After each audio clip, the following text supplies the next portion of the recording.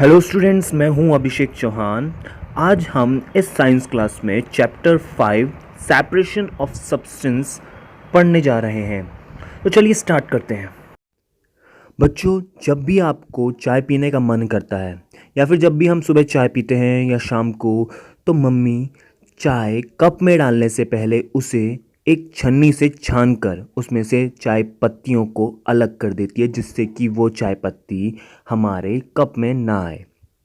या फिर कभी आपने देखा होगा, चावल बनाने से पहले या दाल बनाने से पहले उसमें से कंकड़ों को अलग किया जाता है, ताकि वो हमारे खाने में ना आ जाए और हमारा खाने का स्वाद हो या फिर हमें खाने में दिक्कत ना दे। ऐसा तो आपने ज़रूर किया होगा, जब भी आप सब्जी खा रहे हो उसमें मिर्च का अगर कोई पीस आ जाए तो आप उस मिर्च के पीस को छांट के पहले ही अलग कर देते हैं, या फिर सब्जी में से सिर्फ आलू आलू छांटना शुरू कर देते हैं और मेन जो सब्जी होती है उसको तो साइड ही कर देते हैं और सिर्फ आलू आलू खाते हैं। तो ये आप क्या कर रहे हैं? यही तो चैप्टर है और यही हम आगे पढ़ने वाले हैं। और साथ ही हम आगे ये पढ़ेंगे कि सेपरेशन कितने टाइप के होते हैं, सेपरेशन क्यों करते हैं, ये आप खुद सोच लीजिए। आप क्यों छांट रहे थे सब्जी में से मिर्च को, आप बताइए। चलिए मैं बताता हूँ। पहले समझते हैं सेपरेशन। डेफिनेशन ये रही। सेपरेशन सबसे पहले तो एक तरह का एक प्रोसेस है जिसमें हम एक या एक से ज़्यादा ऐसे वो कंपोनेंट्स जिन्हें हम मिक्सचर में से अलग करते हैं। एग्जाम्पल हम ले सकते हैं डिस्टिलेशन, सेडिमेंटेशन, फिल्ट्रेशन। ये एग्जाम्पल है सेपरेशन के।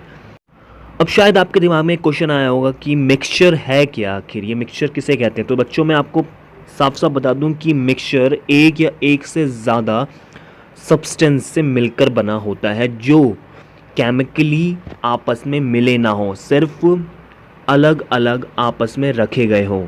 जैसे कि एग्जाम्पल मैं आपको दे देता हूँ, जैसे कि हम चीनी और नमक को आपस में मिला दें तो वो मिक्सचर बन जाता है, वो आपस में घुलते मिलते नहीं है। लेकिन अगर मैं वही चीनी और वही नमक को अगर पानी में डाल के मिलाऊं तो वो आपस में मिल जाएंगे केमिकली, तो हम उन्हें अलग नहीं कर पाएंगे, बहुत ही मुश्किल होगा। तो ये तो इसे कहते हैं हम मिक्सचर, जो चीज़ें आपस में मिली तो हो लेकिन केमिकली आपस में मिली ना हो। लेकिन जो केमिकली आपस में मिल जाए तो उसे हम सॉल्यूशन कहते हैं। तो चलिए टॉपिक पर आते हैं फिलहाल। अब ये सवाल उठता है कि why do we need to separate substances. तो इसका पहला मेन कारण तो ये है कि हमें मिक्सचर में से कंपोनेंट्स को कई बार अलग करना पड़ता है। हमें कई बार प्योर कंपोनेंट्स चाहिए होता है मिक्सचर में से, और साथ ही इम्प्योरिटी या हार्मफुल कंपोनेंट अगर मिक्सचर में मौजूद है तो उसे अलग करने के लिए भी हमें सेपरेशन प्रोसेस इस्तेमाल करना पड़ता है, सब्सटेंस का सेपरेट करना पड़ता है। एक एग्जाम्पल लेके समझ लेते हैं, जैसे कि चाय वाला एग्जाम्पल ले लेते हैं। चाय पत्ती को अलग करने के लिए हमने छन्नी का इस्तेमाल किया था, और चाय पत्ती हमारे चाय का स्वाद खराब कर सकती है, तो वो एक तरह से इम्प्योरिटी है, उसको अलग करना सेपरेशन कहलाएगा। ये तो हो गया था। अब चलिए आगे चलते हैं। सेपरेशन प्रोसेस टेक्निक में सबसे पहले हम हैंड पिकिंग मेथड के बारे में बात करने वाले हैं। देखिए, इस मेथड में हम उन इम्प्योरिटीज़ को अलग करते हैं जो दिखने में थोड़े लार्ज साइज्ड होती हैं। ये पीस ऑफ डर्ट, स्टोन या हस्क पार्टिकल्स हो सकते हैं जो हमें गेहूं, चावल या दालों में आराम से दिख जाते हैं, और इन्हें हम हाथों से ही अलग कर लेते हैं।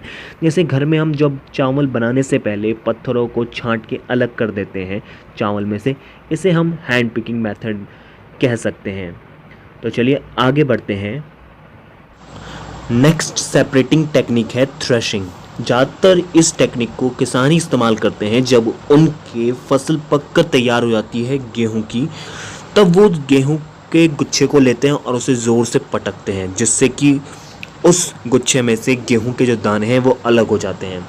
इसे आमतौर पर मैनुअली या फिर मशीन के द्वारा किया जाता है। नेक्स्ट टेक्निक है विनोइंग। देखिए, इस मेथड में हैवियर कंपोनेंट में से लाइटर कंपोनेंट को अलग किया जाता है, वो भी हवा की मदद से। देखिए, इस टेक्निक का इस्तेमाल आपने अपने आसपास भी देखा होगा। इसमें होता कुछ इस तरीके से है कि अनाज के दानों को ऊंचाई से गिराया जाता है, और जब ऊंचाई से गिराने पर अनाज तो सीधा नीचे आ जाता है, लेकिन जो हल्के छिलके होते हैं अनाज के या कुछ ऐसे डस्ट पार्टिकल्स होते हैं वो हवा के साथ उड़ के अलग हो जाते हैं। इस टेक्निक को विनोइंग कहते हैं।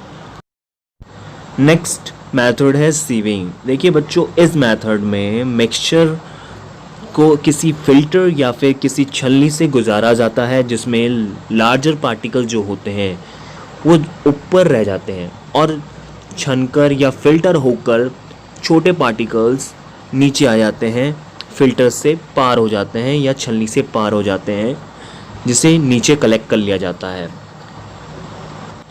इसका एग्जाम्पल मैं आपको, जैसे कि आटा गूंदने से पहले हम छलनी से उसे छान लेते हैं ताकि उसमें अगर कोई कीड़ा या फिर कोई डस्ट पार्टिकल हो वो छलनी में रह जाए और आटा छनकर नीचे हमें साफ मिल जाए।